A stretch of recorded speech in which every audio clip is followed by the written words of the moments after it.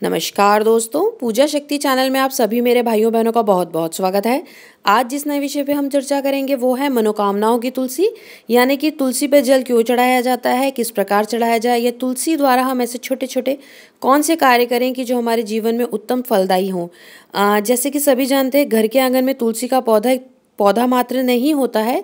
अगर हम उन्हें रोज जल चढ़ाते हैं, दिया अगरबत्ती करते हैं, तो ये सुख, संपत्ति, ज्ञान, विवेक तथा स्वास्थ्य का भी खजाना होता है और समृद्धि तो इससे आती ही है। तुलसी को जब हम सुबह के समय सूरज को जल देने के बाद, यानी कि जो अर्घ्य देते हैं, उसके बाद अगर हम तुलसी देवी की पूजा करते हैं तो हमें जीवन में कभी भी किसी कठिनाई का सामना नहीं करना पड़ता है। सारे जो हमारे ग्रह दोष होते हैं, हमारा वास्तु दोष होता है घर का, तथा जो स्वास्थ्य हमारे ग्रहों की वजह से खराब होने वाला होता है वो नहीं होता है। तुलसी दो प्रकार की होती है, राम तुलसी, श्याम तुलसी। इसे श्वेत तुलसी, कृष्ण तुलसी भी कहते हैं। इसलिए कहा जाता है, श्वेत तुलसी जो होती है वो ग्रीन कलर की होती है और जो कृष्ण तुलसी होती है वो थोड़ी सी ब्राउनिश कलर में होती है।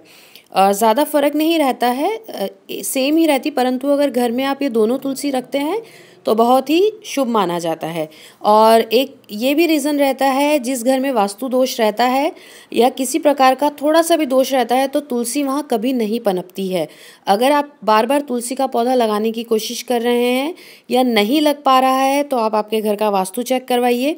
और अगर आपके हाथ से तुलसी नहीं लगती है, यानी कि आप पर थोड़ा बहुत ग्रह दोष है या कुछ ग्रहों की ऐसी स्थिति होती है जिस वजह से हमारे हाथ से तुलसी नहीं फलती है, तो आप क्या करें, आपके घर के आसपास कोई बड़े बुजुर्ग हों, आपके कुटुंब में कोई बड़े बुजुर्ग हों या कोई सुहागन स्त्री जो बहुत ही ज़्यादा सौभाग्यशाली हो, उसके हाथ से आप लगवा के देखिए।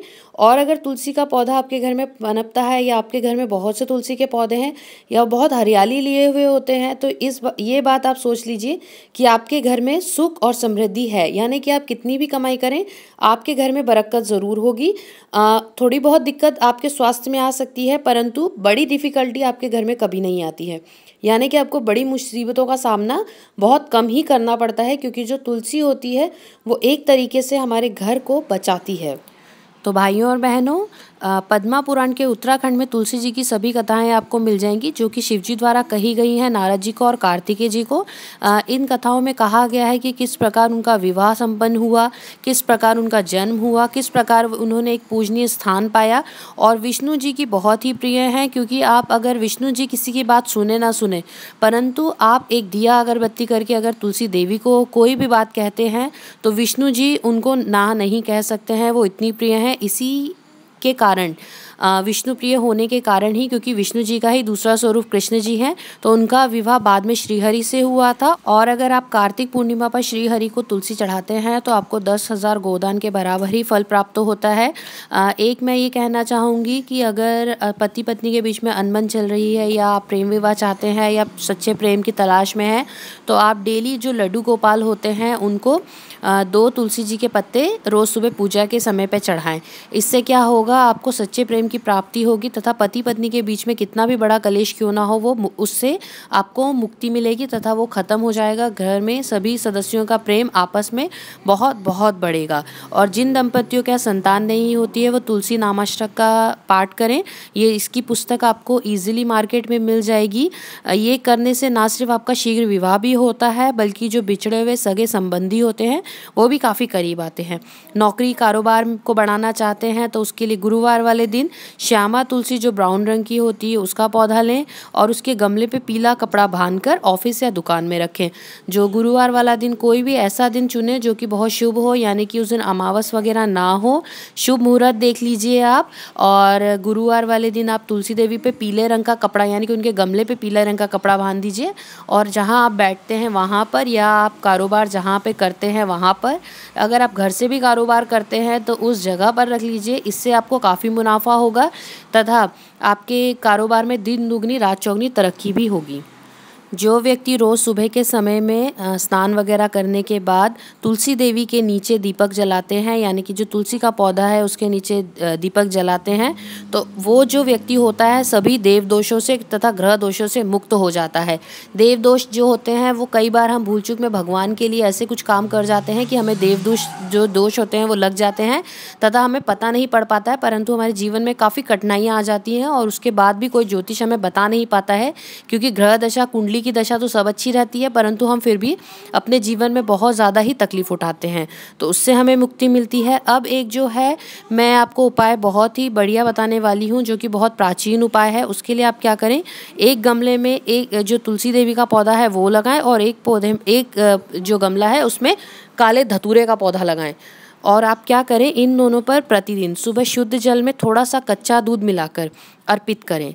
और ये जो कार्य है आपको 1 वर्ष तक करना है लगातार। तो इससे क्या होगा, आप पे एक पितृदोष जो है उससे मुक्ति मिलेगी, आपके कुटुंब को, आपको तथा आपके घर को। सभी जो वास्तु दोष है वो समाप्त होगा, क्योंकि जो ब्रह्मा विष्णु महेश है इन तीनों के ही संयुक्त पूजा का फल आपको मिलेगा। वो कैसे, जो विष्णु भगवान है वो तुलसी देवी उनकी बहुत प्रिय है, काला धतूरा जो है वो शिव रूप है, तथा जो तुलसी की जड़ें हैं उसमें ब्रह्मा का वास है।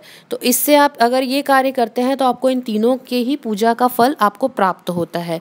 और काल सर्प दोष के लिए एक 40 दिन की पूजा है वो आप कर सकते हैं। क्या करें, आप एक छोटा सा चांदी का सर्प आपको लेना है चतुर्दशी वाले दिन, और तुलसी जी के पौधे के नीचे रखकर आपको दूध, अक्षत, रोली आदि चढ़ाकर पूजा करनी है।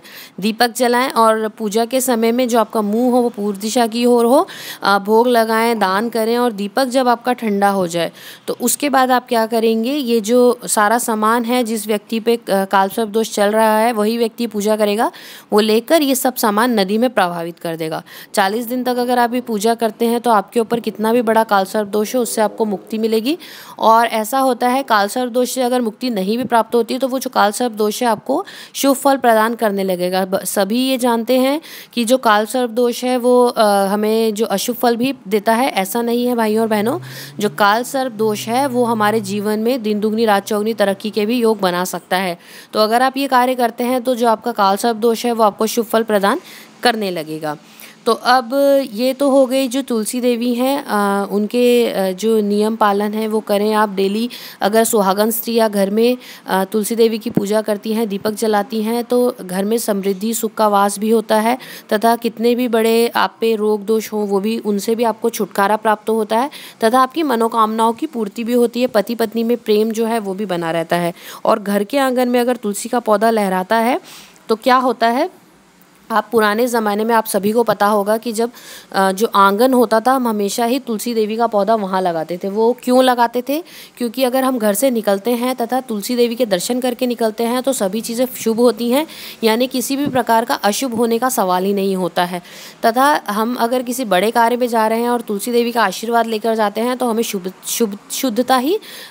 शुभता ही मिलती है, तथा हमें बहुत ही ज़्यादा शुभ फल प्रदान होते हैं। घर में प्रवेश करते हैं तब सीधे सीधे तुलसी पे नज़र पड़ती है, और जो बुरी नज़र रहती है या बुरी चीज़ें रहती हैं, अगर तुलसी देवी का जो पौधा है वो आंगन में रहता है तो जो चीज़ें रहती हैं वो हमारे घर में प्रवेश नहीं कर पाती हैं। और हवा से, जैसे कि सभी जानते हैं, उनके जो औषधीय गुण भी बहुत सारे हैं, जो जब उनकी हवा चलती है तो सभी प्रकार के जो कीटाणु होते हैं वो भी नष्ट हो जाते हैं। तो भाइयों और बहनों, जो तुलसी जी के कुछ नियम पालन भी हैं वो इस प्रकार हैं कि जो तुलसी जी के पत्ते हैं वो कभी भी बिना नहाए धोए नहीं तोड़ने चाहिए।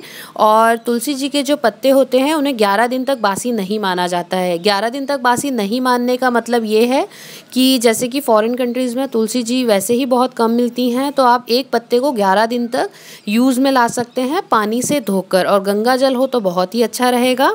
रविवार वाले दिन, एकादशी वाले दिन, संक्रांत तथा संध्या के समय तुलसी के पत्ते बिल्कुल भी ना तोड़ें। इस बात का हमेशा ध्यान रखें।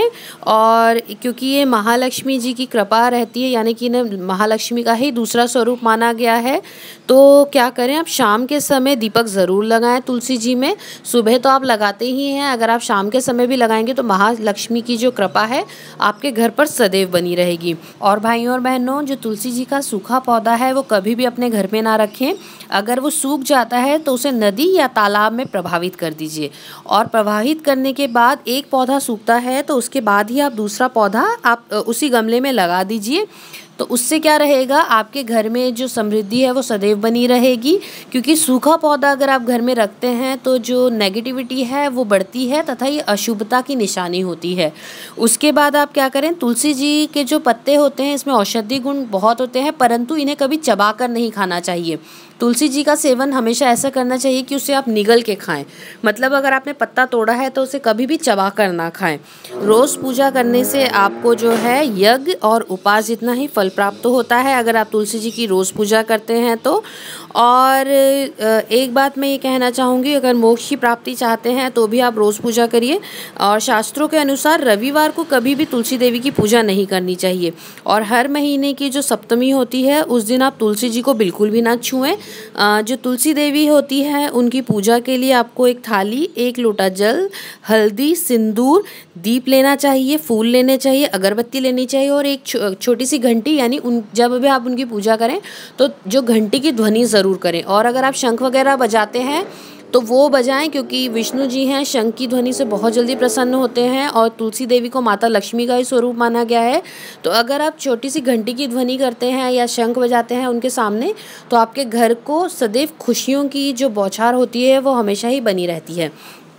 तो भाइयों और बहनों, इसी आशा के साथ जो थोड़ा बहुत ज्ञान मुझे था, इससे अगर मेरे किसी भी भाई बहन की समस्या का समाधान हो सकेगा तो मेरे लिए बहुत ही गर्व की बात होगी।